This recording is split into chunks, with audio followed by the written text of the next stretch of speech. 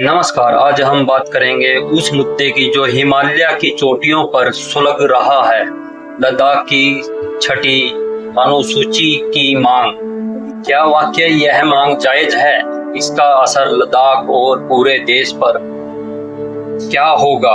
और सरकार इसे मान ले तो वहां के लोगों को क्या फायदा मिलेगा? आइए जानते हैं पूरी कहानी। सन 2019 में आर्टिकल 370 हटने के बाद जम्मू कश्मीर दो हिस्सों में बटा। कश्मीर और जम्मू को विधानसभा मिली, लेकिन लद्दाख को बनाया गया केंद्र शासित प्रदेश। दिल्ली की तरह विधानसभा नहीं मिली। शुरुआत में खुशी थी, लेकिन अब वहां के लोग कह रहे हैं हमारी आवाज दिल्ली तक नहीं पहुंचती, हमारी पहचान खतरे में है। संविधान की छठी शेड्यूल्स खासकर पूर्वोत्तर राज्यों को, जनजाति इलाकों को सुरक्षा देता है। इसके पास अधिकार होता है जमीन और जंगल की सुरक्षा, पारंपरिक कानून और संस्कृति की रक्षा, शिक्षा और भाषा, भूमि का डर कि कहीं बाहर के लोग आकर जमीन न खरीद लें। संस्कृति का सवाल कि कहीं बौद्ध और मुसलमान दोनों समुदाय अपनी अपनी पहचान बचाने चाहते हैं। पर्यावरण सुरक्षा, लद्दाख का ग्लेशियर्स और नाग पर्यावरण खतरे में है। राजनीति अधिकार, वहाँ विधानसभा नहीं, इसलिए लोग कहते हैं हमारे फैसले हमारे हाथ में हो। अभी क्या हालात हैं लद्दाख के? लेह और कारगिल दोनों जिले आंदोलन कर रहे हैं। हिल डेवलपमेंट काउंसिल तो है, लेकिन उनके पास पूरा अधिकार नहीं है। कई बार दिल्ली के प्रतिनिधि मंडल गए, लेकिन सरकार ने अभी तक कोई ठोस वादा नहीं किया। अगर छठवीं अनुसूची लागू हो तो क्या हो सकता है? बाहरी लोग आसानी से ज़मीन नहीं खरीद पाएंगे। रोजगार और संसाधनों में स्थानीय लोगों को प्राथमिकता मिलेगी। लद्दाख का दोस्तों, लद्दाख की मांग केवल राजनीति नहीं है, बल्कि वहाँ के लोग अपनी पहचान, संस्कृति और भविष्य उनका सवाल है। अब देखना ये होगा कि सरकार इस मांग को मानती है या नहीं। आपको क्या लगता है, लद्दाख की छठी अनुसूची में शामिल करना चाहिए या नहीं? कमेंट में आप राय जरूर दें। ऐसी परिस्थितियां खड़ी करना चाहती है कि सरकार को झुकाया जा सके और सरकार से अपनी मांगें पूरी करवाई जा सकें, और उसके बाद अगर सरकार ना झुके तो ऐसी परिस्थितियां पैदा की जा सकें जैसे बांग्लादेश या श्रीलंका या फिर नेपाल में हुआ था। पर ये चीज़ें सब दोस्तों बहुत गलत हैं देश के लिए। देखते हैं वहाँ की जनता जंतर मंतर पर प्रदर्शन की इजाज़त नहीं मिलने पर वांगचू लद्दाख भवन के अनशन पर बैठ गए थे समेत तकरीबन 18 लोग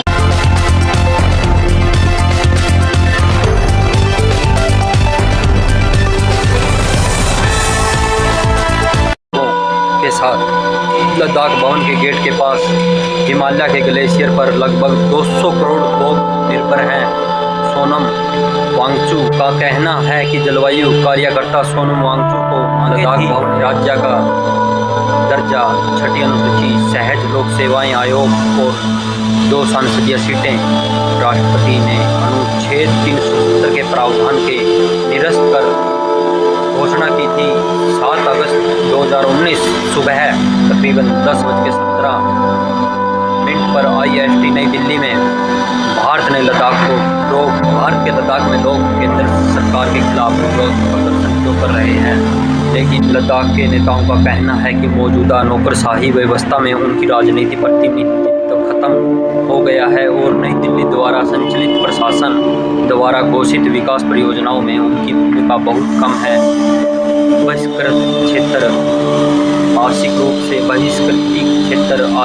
से अगर समझे तो यहाँ पर 2 परिस्थितियाँ बनी थी। राज्यपाल मंत्रियों के सलाह मशवरा करता था, लेकिन वह सलाह मानने से लिए बाधित हुई।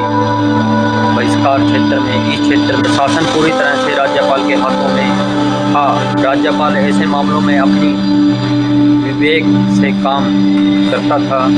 राज्यपाल संसद के प्रति जवाबदेह था। पर्यावरण में बदलाव के कारण लेह जैसी सेंसिटिव इलाके 6 शेड्यूल में आ जाए तो यहाँ की नदियों को बचाया जा सकता है। स्टेटस मिल जाएगा तब यहाँ जमीन, जंगल और अन्य प्राकृतिक संसाधनों पर कानून बनाने की शक्ति यहाँ के लोगों के पास होगी, जो कि भारत की सिक्योरिटी के लिए ठीक नहीं। अब यह मामला कब जाकर बिगड़ गया। सोनम वांगचुक की भूख हड़ताल 10 सितंबर से शांतिपूर्ण तरीके से चल रही थी, लेकिन सरकार ने इस ओर कोई ध्यान नहीं दिया। लेकिन फिर 23 सितंबर को भूख हड़ताल पर बैठे 2 लोग बीमार हो गए और उन्हीं की हालत गंभीर रूप से बिगड़ी और अस्पताल में भर्ती कराया गया। यह हिंसा भड़कने के पीछे तत्कालीन कारण यही थे।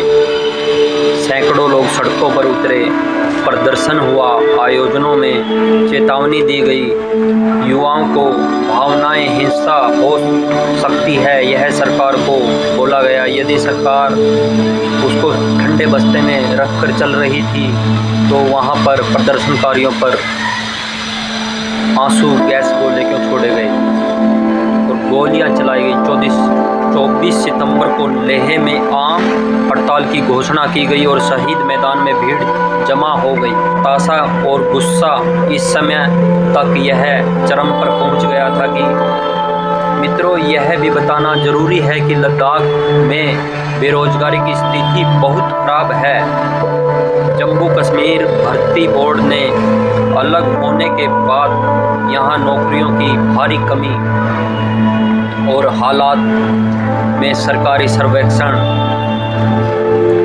में दर्शाया गया है कि लद्दाख में तकरीबन 26.5% स्नातक बेरोजगार हैं, जो सभी राज्यों की राष्ट्रीय बेरोजगारी औसत 13.4 से लगभग दोगुनी है और 33% है। सभी राज्यों और केंद्र शासित प्रदेशों में बेरोजगारी की यह दर दूसरी सबसे अधिक है।